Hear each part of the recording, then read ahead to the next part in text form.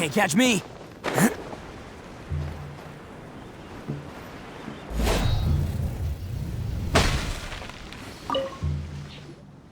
Wang Shu-in now hiring. Urgently seeking one temporary chef. Look, Traveler, an urgent hiring notice and they're paying top more, too! You're right, it is strange. Do you think something happened to Yenxiao? Because that guy barely lets anyone ever set foot in his kitchen. The notice says interested parties should go upstairs and talk to the innkeeper Huayan. Should we go and see what's up? Yeah, and we can ask about the pay while we're at it.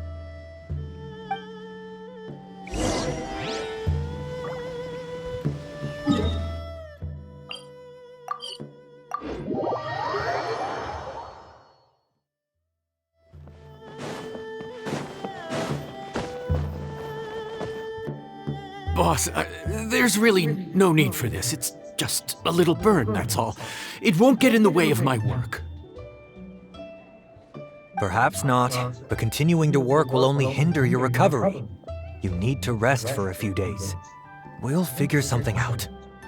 Huayan! Yanxiao! Oh? Traveler and Paimon! What brings you to this neck of the woods? And we decided to come check up on Yanxiao.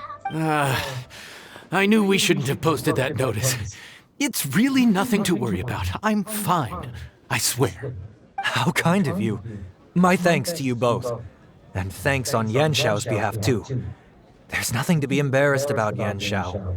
Just tell them what happened. Oh, all right. Well, basically, we had a lot of guests pouring in for the lantern ride.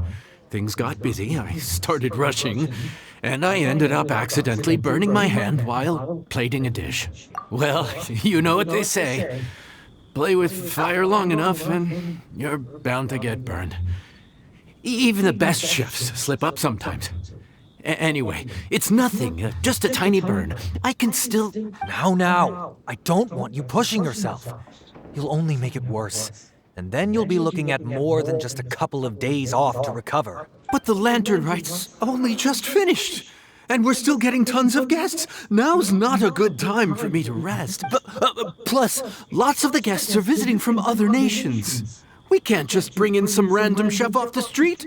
We have a reputation to uphold. I refuse to let someone else ruin the good name we've made for ourselves here. Listen to you. Anyone would think that you're the boss and not me. But he's not wrong. Yanxiao was one of the favorites in the Masterful Chefs tournament. No matter how you look at it, his are big boots to fill. I don't mean to boast, but any chef of my caliber probably has their own restaurant to look after. It's not going to be easy to find someone who's got the skills and has the time to help us out. Looks like we might have to increase the pay we're offering even further. Do we know anyone that's a good chef and has the time to help out? Oh, of course, you! Oh, right. Yes. Now I think about it, I do recall hearing good things about your cooking ability. I suppose I'd added you to my mental list of people who can hold their own in a combat situation, but forgot you can cook. Why are you even keeping a mental list of people who can fight? Maybe a story for another time. More importantly, I'm sure Yanxiao would be comfortable leaving his kitchen in your hands, if anyone's. What do you think, Yanxiao? Well, since it's you, I suppose that's better than anyone else. What do you think, Traveler? Should we do it? I did say that, didn't I?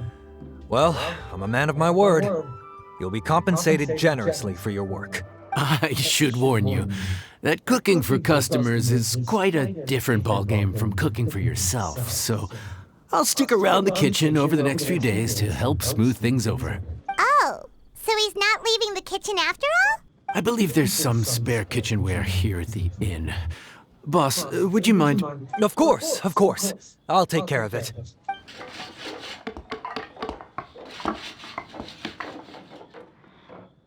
Whew. All done. Come, take a look.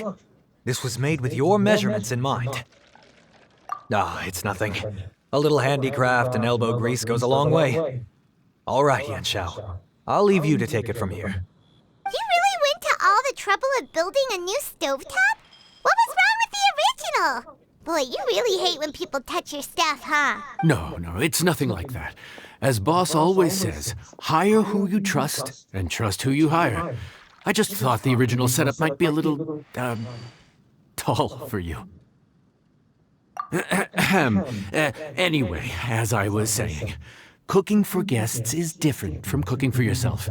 Not only do you have to execute on taste, aroma, and appearance, but you also need to ensure speed, precision, and consistency. Having the right equipment is a big part of that. Ill-suited equipment doesn't just make the job more tiring, it also slows you down. And paying customers don't have unlimited patience. Sometimes cooking is all about being well prepared. That's how you ensure speed. Okay, and what about precision and consistency? Precision all comes down to using your eyes. Where to slice into a particular cut of meat, how much oil to use, how to tell when a dish is done cooking.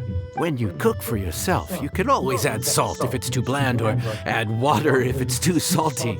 You can tweak the taste as you go, but in a restaurant, there's not that much room for trial and error. Worst case scenario, Paimon can deal with any subpar dishes by making sure they get properly disposed of. The final thing you have to focus on is consistency.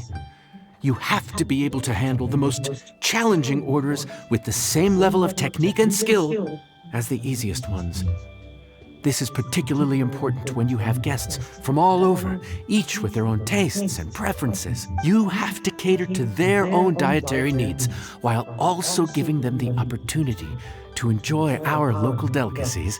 This last point is making Paimon's head spin. Don't worry.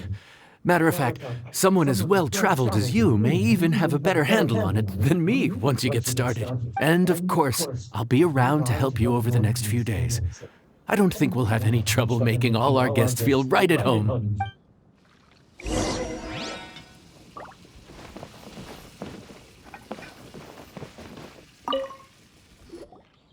There's no time to lose, so let's get started. I imagine you probably have a good handle on the cooking side of things already. What you need to pay attention to is remembering each table's order. Try not to get them mixed up. Oh, Paimon's memory is like a steel trap. This is gonna be a cinch.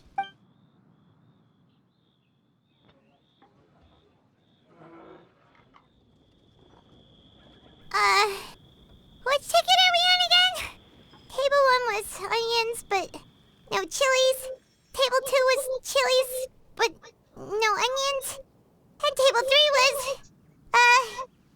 table 3 was chilies, but hold the chilies? Was Paimon just sleep floating? We didn't even get a break in the middle. Paimon's brain is turned to mush. Is it always this busy here? No, but this is peak season.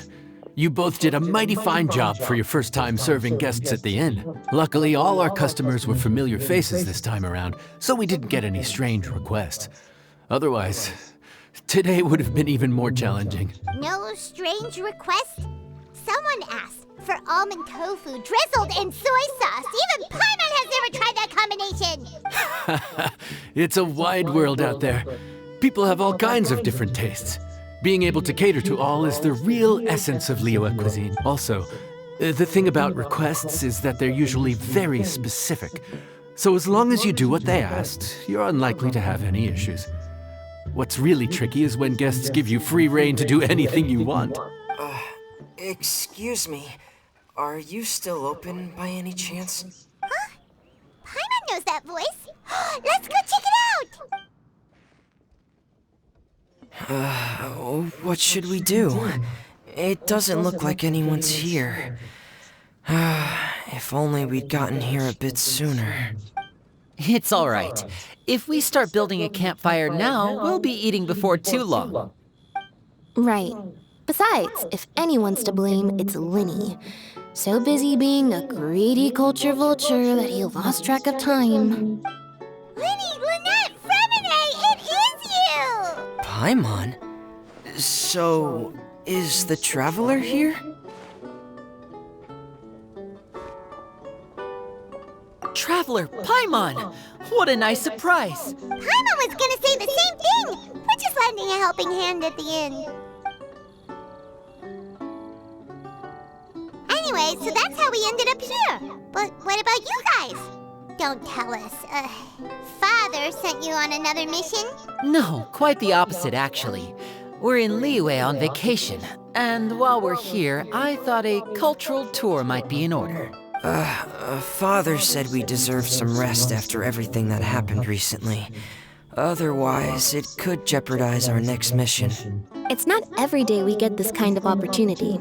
Lenny thought it might be fun to spend some time in Liyue, especially since it's Lantern Rite season. We could hardly pass up the opportunity to watch a Liyue-style magic show. Although, I think they call it conjuring here. In our time here, we've seen conjuring tricks incorporated into a Liyue opera show, and even a wushu dance. It was amazing. So, we decided to stay here for a few more days to see what other forms of inspiration this land might have in store for us. We visited Granny Roshin in Chingsa village not long ago, and today we continued our cultural tour in the area around here. In the end, though, we lost track of time. We haven't even eaten anything yet. And speaking of eating, as you know, seafood is a big part of both Liyue and Fontaine cuisine, but it's cooked very differently here. We simply had to try some local seafood after coming all this way. That's another reason why we decided to extend our trip. Oh, need any recommendations? What have you tried so far? That fish one with the misleading name. Sounds bland, but it's drowning in hot chilies. Oh, you mean blackback perch soup? You're right, the name doesn't give much away. It looked and smelled so appetizing that Lynette took a huge mouthful, blissfully unaware that she was about to set her mouth on fire. She could barely speak for the rest of the day after that. Luckily, that wasn't a huge adjustment for her. What? Aren't you guys hungry too? Yes, a little. Yes, I'm ready to eat. Traveler, I'm afraid we'll have to send you back to the kitchen now. Good question. I doubt we'll be able to decipher the menu, so why don't you recommend something? You should be pretty familiar with our tastes. One more thing. Please, if you have a heart, don't make it spicy.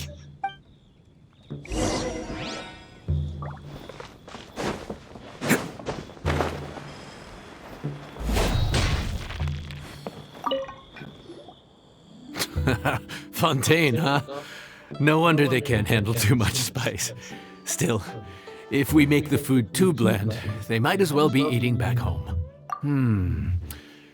There's this crab and shrimp stir-fry I know that could work. It's quite heavily seasoned, but it's a lot milder than it looks. It has a light but really satisfying flavor. Ooh, that sounds perfect! What's it called? Well, this is where it gets interesting.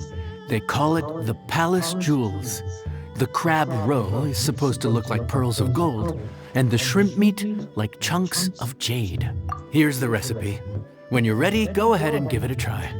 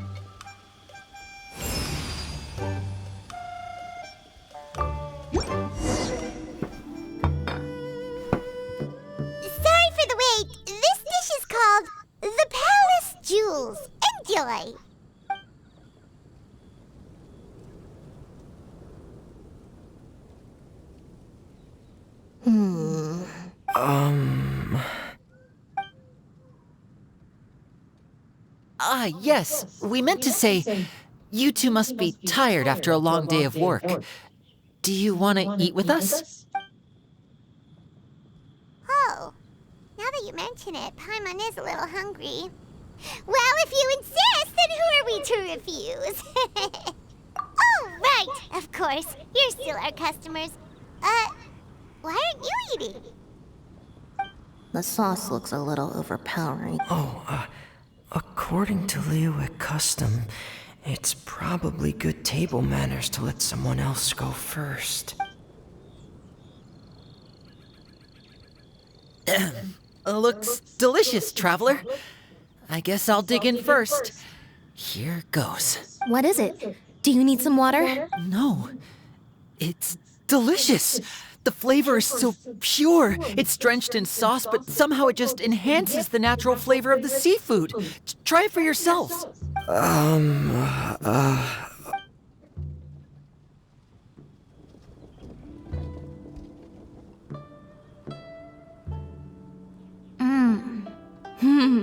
What is that?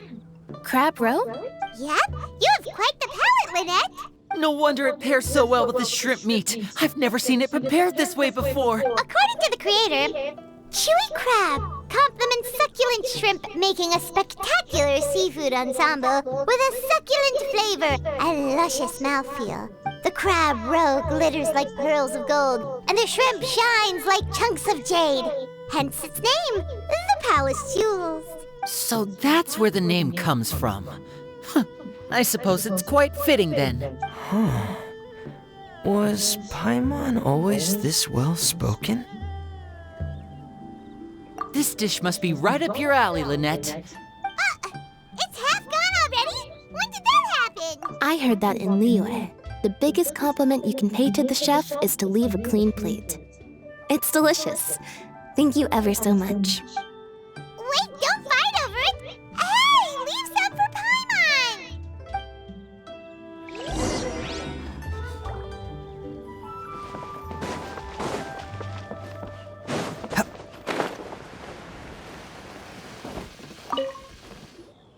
So your friends like the dish, huh? Well done. Not bad at all for your first day on the job. There'll be more to come, so keep it up.